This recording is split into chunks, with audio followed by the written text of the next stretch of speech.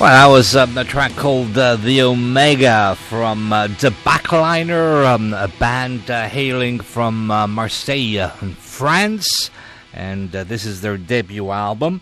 And at the other end of the line, we have Bob Saliba, who's the lead vocalist. He's many other things too, but we're going to talk about them later. He's a lead vocalist with Debackliner. Bob, a very good evening to you. Hello, everyone. Nice to meet. Nice to be on the radio. It's nice to have you here. Now, Bob, like I mentioned before, I don't know, you've been listening to the show, right? Sorry, I cannot... You've been listening to the show? Of course. Oh, cool. Wow, that's cool. Okay, like I said before, Debackliner has been around for about 10 years now. It was known as the Omega, and took you guys 10 years to make the first album. Were you the last missing piece in the puzzle to make this album? I would say, I don't know, I will have to ask the other guys, but yes, that's true that 10 years is a bit long to release an album. What happened to the band, in fact, I would say that the spirit of the band was a bit different 10 years ago or even 5 years ago. I remember having played with other bands on the local scene in the south area of France, in fact in Marseille. And the lineup was completely different. There were only two former members, and nowadays there's only one member left from this first lineup. That's Remy, right? Yeah. Remy Kaleka, yes. Kaleka, yeah. Yeah. But the spirit of the band was different. This was more thrash metal or something a bit more festive, and a bit. The mood was a bit different, and I got a phone call two years ago, and the band was much more interesting to play more heavy, classic heavy, melodic heavy metal. I got a phone call, and they said, yeah, maybe you could be the guy. And 3 days later, I entered the studio to record the very first lines, the very first vocal lines on the album, and then it started like this. And yes, it's a bit long to write an album nowadays, but finally we got it. It's released on Pitchback Records, great label, and we're very happy. Yeah. Well, it's you're not the only band that's finding it hard in today's music business, to tell the truth. But explain to me this: we know you here as being the lead guitarist in Stormcast, which is another band on Pitch Black Records, and now you appear here as a vocalist. Did you do other vocal work outside of Stormcast? How did the guys know you were the right person for vocals? You must have sang somewhere. Yeah, that's true. You got it. Heroicos, the second album of Stormcast, was released on Pitchback Records in 2013, in November, as far as I can remember. And in between, I had the chance to record 4 albums. And most of them, finally, they were. I was the vocalist, one of the vocalists, or sometimes the lead vocalist on each album. So yes, on this base, when Debackliner was looking for a new singer, they just asked the producer Thomas Tiberi, who I recorded the other albums, to listen to my performance or just my vocal style, and they just said, "Okay, let's try with the guy," and we did like this. This was very simple, but very positive in the end. Yeah. Yeah, it worked out well in the end. I was going to say, it's very hard to hold down one job, let's say it in heavy metal, now you're holding 2 and 3 and 4.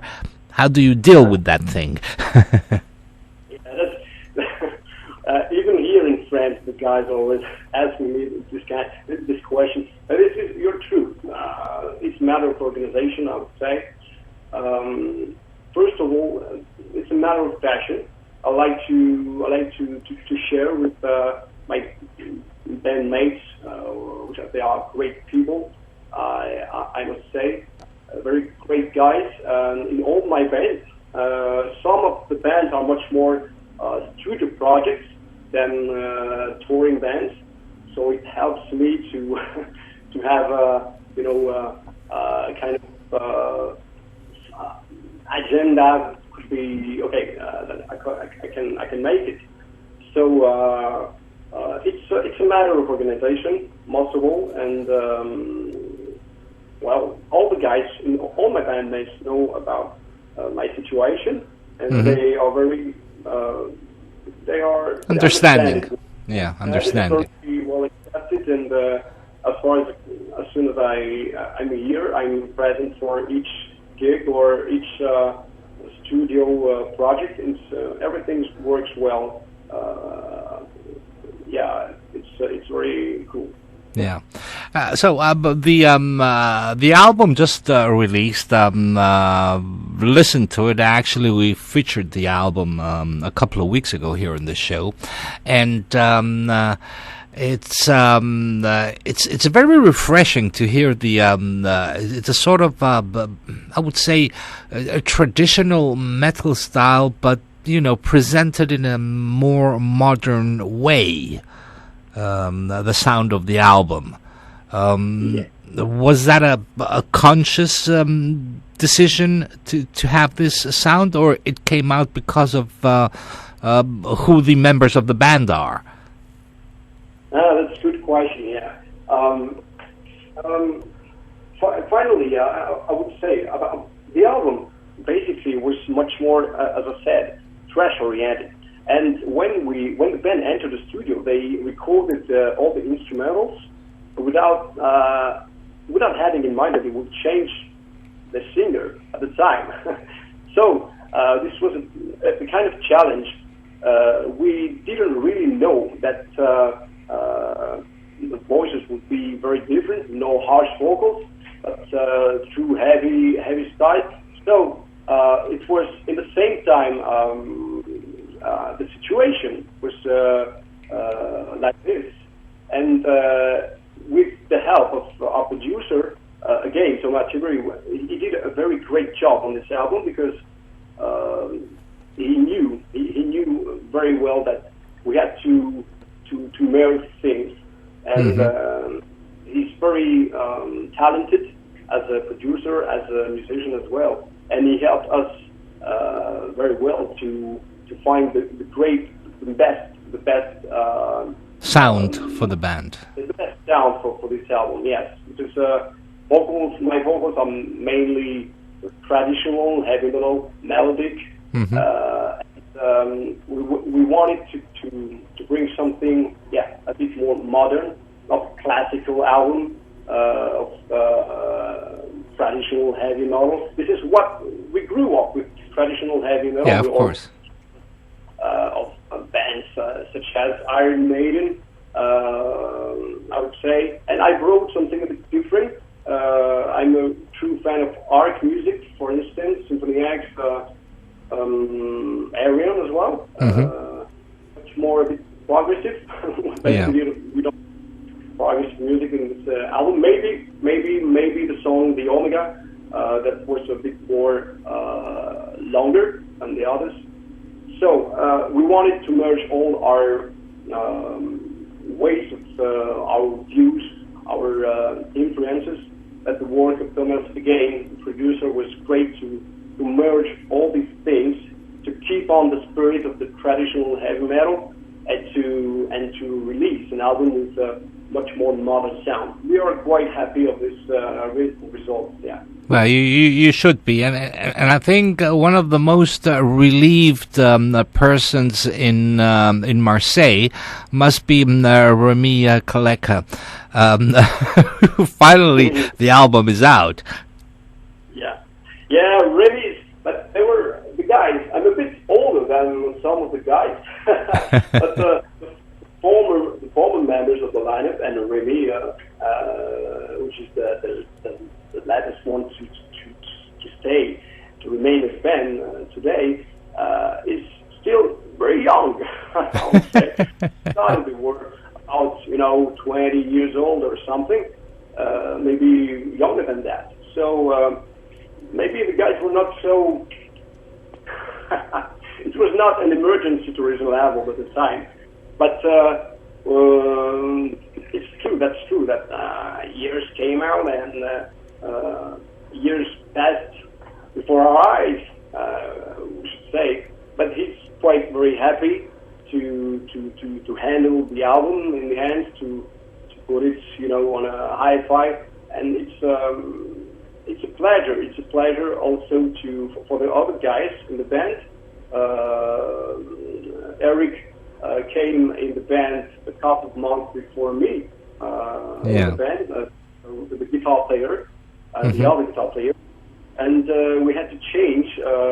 We had to change the lineup. This year was a bit special. We changed our bass player. Our former bass player was Thomas Poniante. He did a great job on the album, and then we had to separate ways together. And we are happy to have a new bass player, also another Leon, and the new drummer is my bandmate in Inma in Bulgaria, and was also playing in Stonecat on live gigs, and he's GC Chico. So now everything is ready to tour, to play, to be ready for gigs, and we are happy. We are very excited about the idea. Okay, before we get into the gig side, there's one more question. When was the name changed from the Omega to Debackliner? If you're must be around your age, I would imagine. And what the hell does Debackliner mean? I'm not sure I could reply something very precise. But anyway. Why we changed name of the band? Because as far as I can remember, there were other bands named Omega or the Omega, and the whole thing was different. The whole spirit was different again, and the former members, just before I arrived, or at the time, this was the time when I arrived, when I joined the band, they realized that the spirit was different.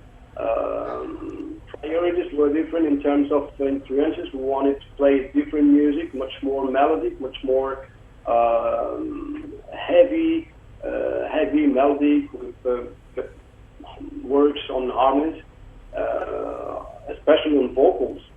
So the whole thing was different, and it didn't have any sense to keep the old name of the band.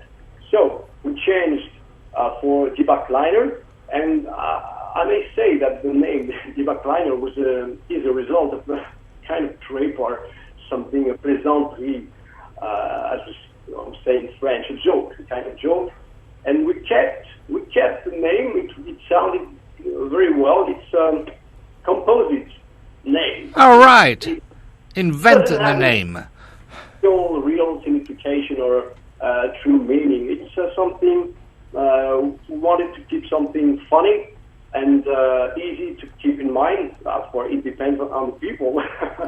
But in this name, we keep the backliner. Okay, we all fans of our stacks or guitars or amplifiers. So the backliner is something that is very important for each band. It's a kind of tradition to bring amplifiers for small gigs or in the clubs. And so we just added a D for backliner and get a Debackliner name. It sounds good. It does. So, with touring now, what's happening? Are you putting anything together, any shows to promote the album?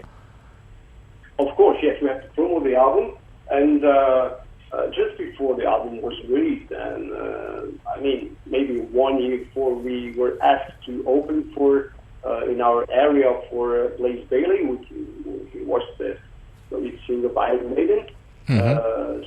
And then Absolva, the musicians of Blaze Bailey. So we were a bit frustrated not to have the album in the end, to propose it for our friends of the audience.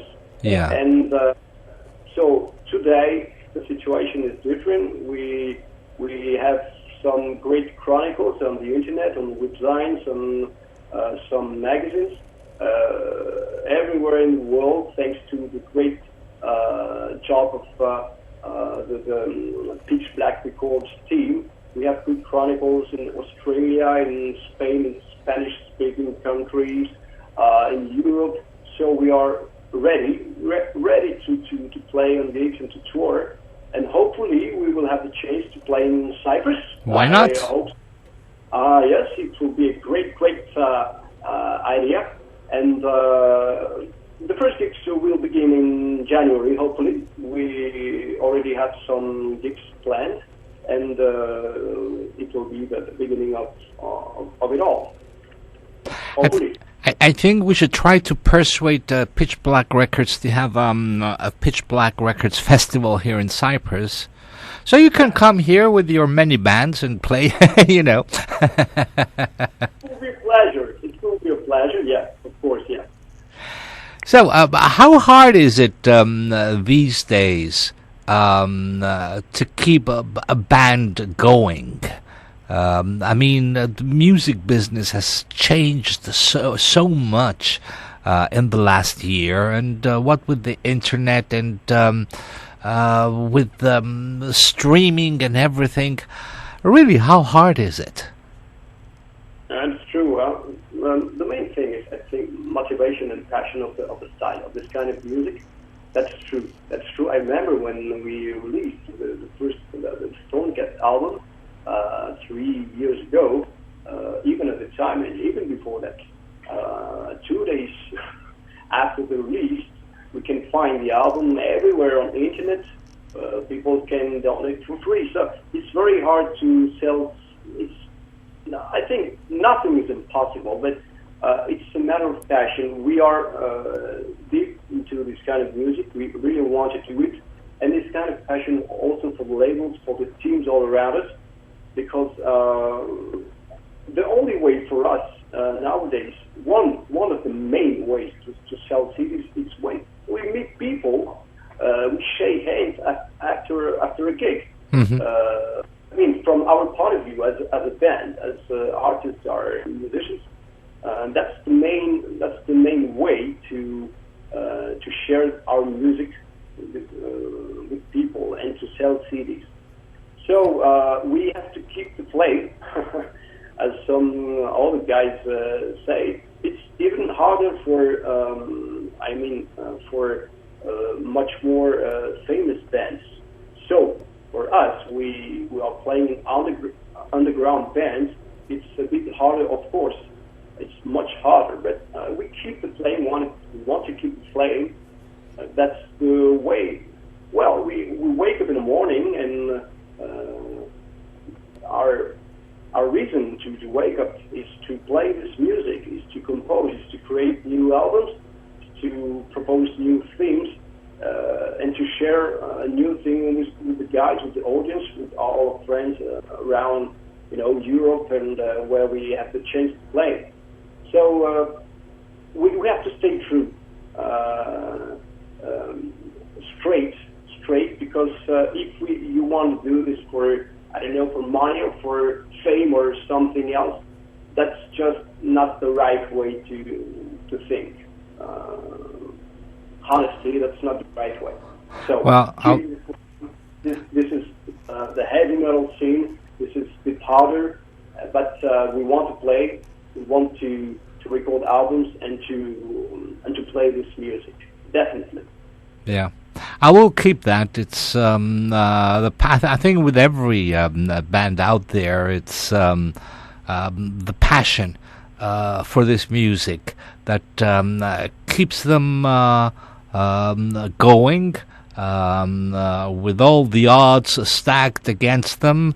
But they keep going, and us as listeners, as fans, we ought to thank you guys and everybody who's involved in making this music for sticking by it through highs and lows and making music for us to enjoy.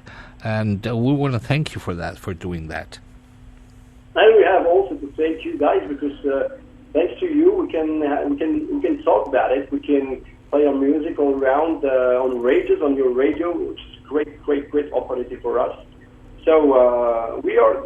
I know we all know this. We are in the same family together, and we have to keep this playing together. Definitely. Thank you guys. Also, thank you. Well, Bob, thank you very much for talking to us on The Rock Show, and hopefully we'll catch you sometime playing live here in Cyprus, man. Yes, hopefully we have to keep the play. We stay positive, and who knows, we will have the chance to play. It will be with pleasure in Cyprus, of course. Why not? Thank you. Thanks a lot. You take care. Thank you. Take care, guys.